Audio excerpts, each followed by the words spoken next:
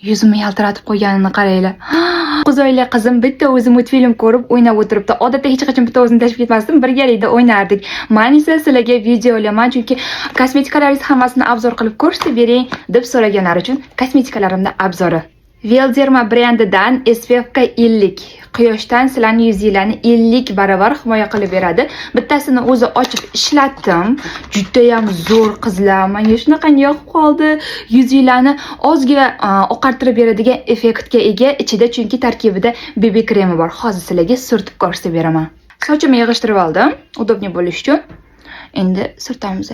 Ko'rdinglarmi? Qanaqa oq rangda emas-da, ichida tarkibida BB kremi bo'lgani uchun mana shunaqa. Bu yerga ham surtamiz. Yuzimni yarmiga surtib ko'rsatib beraman. O'zi ozginagina olsanglar, butun yuzingizga yetadi. Vau, qizlar, buni qarang, yuzimni qanaqa chotki-ton qilib berdi. Mana bu yuzimni yarmiga surtilmagan, bu yuzimni yarmiga surtilgan. Tarkibida BB kremi bo'lgani uchun yuzimni oqartirib berdi.